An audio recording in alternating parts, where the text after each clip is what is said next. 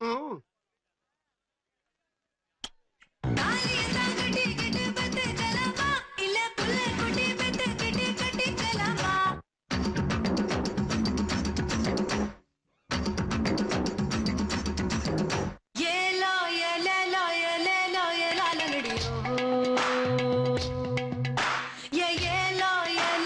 மாறாது. இட்லி எப்பா இட்லி போட்ட ஏசமான எவ்வளவு பெரிய பூகம் வந்தாலும் சரிடா நீ ஒரு ஆள் எஸ்கேப் ஆயிருப்பா. வெல்கம் டு ஐரக்ஷன் சேனல். எங்களோட வீடியோஸ் உங்களுக்கு பிடிச்சிருந்ததுன்னா லைக் பண்ணுங்க, கமெண்ட் பண்ணுங்க, ஷேர் பண்ணுங்க, மறக்காம சப்ஸ்கிரைப் பண்ணுங்க. ஓகே, இப்போ என்ன வீடியோ பார்க்க போறோம்னா ஆல்ரவுண்ட் ஐயப்பன் அவங்க சேனல்ல இருந்து தான் பார்க்க போறோம். தமிழ் சாங்ஸ் மலையாள லிரிக்ஸ்னு ஒரு வீடியோ விட்டுருக்காங்க, அந்த வீடியோ தான் பார்க்குறோம். பார்க்கலாமா? ஹலோ ஃப்ரெண்ட்ஸ், தமிழ் சினிமாவில் உள்ள பாடல்களை வேறு மொழிகளில் பயன்படுத்துறதும் வேறு மொழிகளில் உள்ள பாடல்களை தமிழ் சினிமாவில் பயன்படுத்துறதும் அல்லது அந்த மொழிகளில் லிரிக்ஸை மட்டும் பயன்படுத்துறதும் இந்த மாதிரி சினிமாவில் இயல்பாக நடந்துக்கிட்டு தான் இருக்கும். அப்படி வேறு மொழிகளோட பாடல்களை பயன்படுத்தினாலுமே அதை பெருசாக கண்டுக்காமல் அதையும் சேர்த்து என்ஜாய் பண்ணுவாங்க அந்தந்த மொழிகளுடைய ஆடியன்ஸ். தமிழ் சினிமாவில் வந்த படங்களில் மலையாள வரிகளை பயன்படுத்தி நிறைய பாடல்கள் போட்டிருக்காங்க.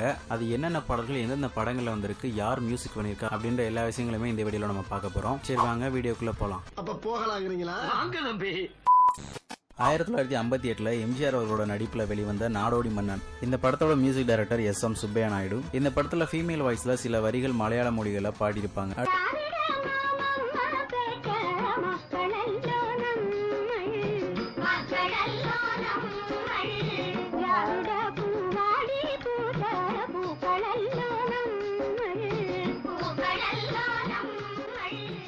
அடுத்து 1981 பாக்யராஜ் அவர்கள் நடிப்பில் வெளிவந்த அந்த 7 நாட்கள் திரைப்படத்துக்கு MS விஸ்வநாதன் அவர்கள் தான் மியூசிக் பண்ணியிருப்பாங்க. இந்த படத்துல சிங்கர் ஜெயச்சந்திரன், வாணி ஜெயராம் இவங்க 2 பேரும் சேர்ந்து ஸ்வரராக அப்படின்ற ஒரு மலையாள பாடலா பாடியிருப்பாங்க.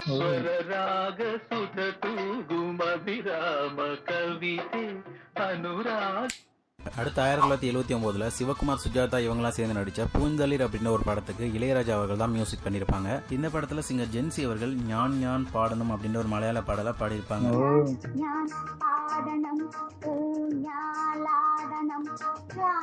அப்படியா?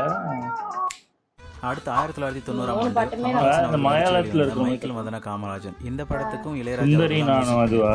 இந்த படத்துல அப்போல இருந்து இப்போ வரைக்குமே தமிழ் அண்ட் மலையாளம் இவங்க காதல் ஜோடியா இருந்தாங்கன்னா அவங்களுடைய ஃபேவரட் சாங்கா இந்த ஒரு சாங் தான் இருக்கும்.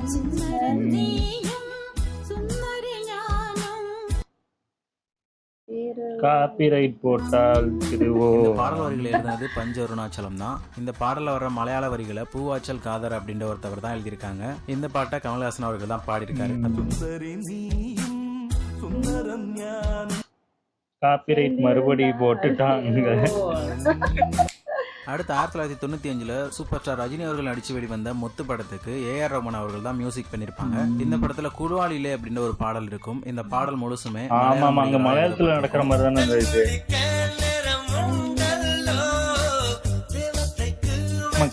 கேரளால மாட்டின மாதிரி தான் கதையே போகும். இந்த வரிகள் இல்லாம இதே பாடல்ல ஓமன திங்கள் கிடாவோ அப்படின்ற இறையின் தம்பி இயற்றிய தாலாட்டு பாடல்கள்ல சில வரியும் இருக்கும்.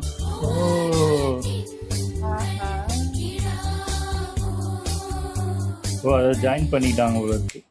அடுத்து 1998 ஷாருக் கான், மனுஷா குரலை இவங்க சேர்ந்து நடிச்ச உயிரே மூவி. இந்த படத்துல பண்ணிருப்பாங்க.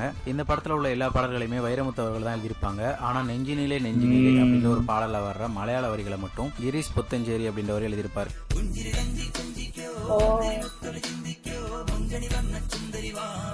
இந்த பாடல சிங்கர் எஸ் ஜானகி அம்மா, ஸ்ரீகுமார் இவங்க 2 பேரும் சேர்ந்து பாடியிருப்பாங்க.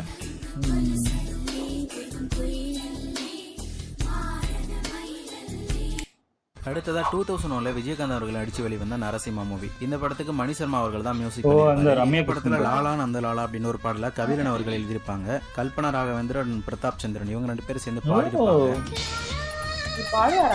எனக்கும் தெரியாது.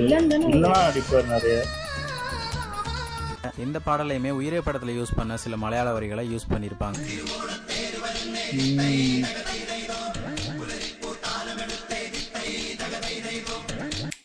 அடுத்ததா 2010 கௌதம் வாசுதேவ் மேனன் இவரோட டைரக்ஷன்ல சிம்பு அண்ட் த்ரிஷா அவர்கள் நடிச்ச இப்ப வரைக்கும் லவர்ஸால கொண்டாடப்படக்கூடிய படமா இருக்கிற வினை தாண்டி வருவாய் மூவி தான். இந்த படத்துக்கு AR ரஹ்மான் அவர்கள் தான் மியூசிக் பண்ணிருப்பாங்க. முதல் பாடல் ஓமனை பெண்ணே. இந்த பாடல்ல வர மலையாள வரிகளை எழுதினது கைத்தாம்பரம் அப்படின்றவர்.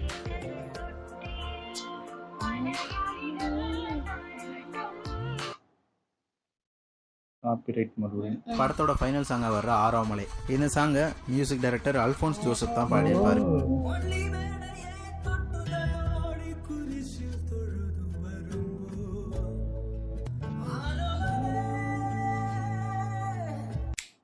அடுத்ததா 2004ல் ஷேரன் அவர்கள் இயக்கி நடிச்ச ஆட்டோகிராஃப் மூவி தான். இந்த படத்துக்கு பரத்வாஜ் அவர்கள் தான் மியூசிக் கம்போஸ் பண்ணியிருப்பாரு. இந்த படத்துல வர்ற மனசுக்குள்ளே தாகம் வந்துச்சா இப்படின்ற ஒரு பாடல்ல சில மலையாள வரிகளை யூஸ் பண்ணியிருப்பாங்க. இந்த பாடல சிங்கர் ரேஷ்மா அண்ட் ஹரிஷ் ராகவேந்திரா 2 பேரும் சேர்ந்து பாடியிருப்பாங்க. நல்லா இருக்கும்.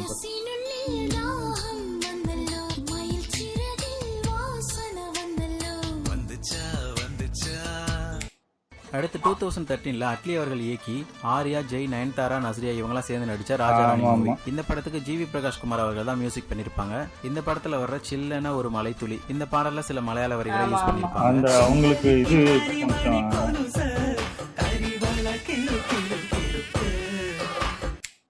அடுத்ததா 2004ல் நதியா, ஜெயம் ரவி இவங்கெல்லாம் சேர்ந்து நடிச்ச M Kumaran son of Mahalakshmi movie. இந்த படத்துக்கு ஸ்ரீகாந்த் தேவா அவர்கள் தான் மியூசிக் பண்ணிருப்பாங்க. இந்த படத்துல வர்ற சென்னை செந்தமிழ் அப்படின்ற பாடல ஹரிஷ் ராகவேந்திரா அவர்கள் இந்த பாடலை பாடியிருப்பாரு.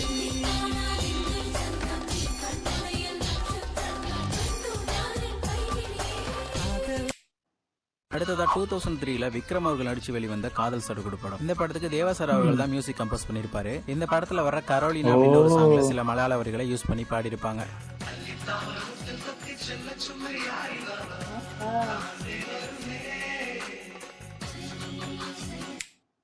அடுத்து 2007ல் ஜீவன், அமிதா, ஸ்னேகா இவங்களாம் சேர்ந்து நடிச்ச நானும் வரல. இந்த படத்துக்கு விஜய் ஆண்டனி அவர்கள் தான் மியூசிக் பண்ணிருப்பாரு. இந்த படத்துல வர்ற தேன் குடிச்ச நிலவு அப்படின்ற ஒரு பாடல்ல 1966ல் செமீன் அப்படின்ற ஒரு மலையாள படத்துல வந்த கடலினக்கரை போனோரே அப்படின்ற ஒரு பாடல் வரிகளை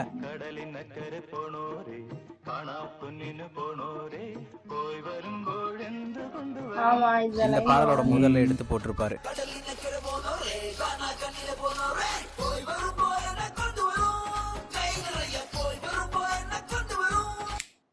அடுத்து 2011ல் ஜீவா அவர்கள் நடிச்சு வெளிவந்த வந்தான் வென்றான் படத்துல வர்ற காஞ்சனமாலா அப்படின்ற ஒரு பாடலையுமே சில மலையாள வரிகளை யூஸ் பண்ணிருப்பாங்க.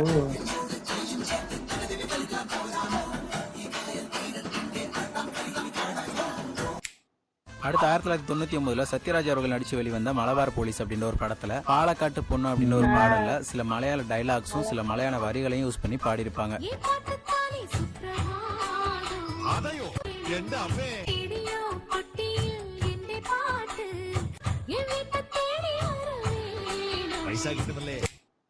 அடுத்து 2019ல் வந்த ஹிப்ஹாப் தமிழா அவர்களுடைய படமான நட்பே துணை. இந்த படத்துல ஹிப்ஹாப் தமிழா அவர்களே லிரிக்ஸ் எழுதி பாடின எங்க ஸ்டேட் கேரளா ஆனோ அப்படின்ற ஒரு பாடல் தான்.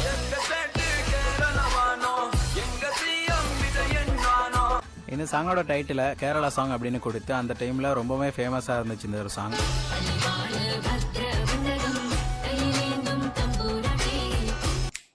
அடுத்து 2022ல் விக்ரம் அவர்கள் டபுள் ஆக்ட் பண்ணி நடிச்ச கோப்ரா மூவி தான். இந்த படத்துக்கு ஏஆர் ரஹ்மான் அவர்கள் தான் மியூசிக் பண்ணிருப்பாங்க. இந்த படத்துல தும்பி துழல் அப்படின்ற ஒரு பாடல்ல சில மலையாள வரிகளை யூஸ் பண்ணிருப்பாங்க.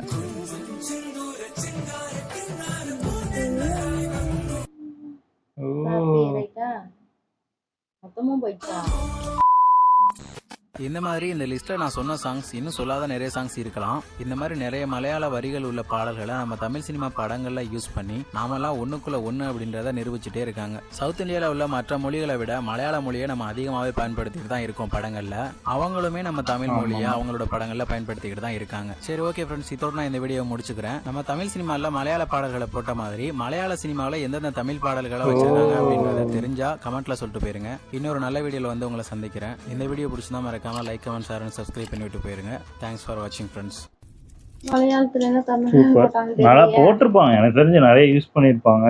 இது அதான் அந்த ஃபுல்லா இதுக்கு ஸ்டோரியில வந்து ஒன்று அந்த ஹீரோயின் வந்து மலையாளியா இருக்கும், இல்லை ஹீரோ வந்து மலையாளியா இருப்பாங்க, இல்லை போன இடம் மலையாளி கேரளாவா இருக்கும். அதான் அந்த மாதிரி தான் இருக்கும். முத்துவா இருக்கட்டும், அதே மாதிரி எம் குமரன்ல அவங்க மலையாளியா இருப்பாங்க.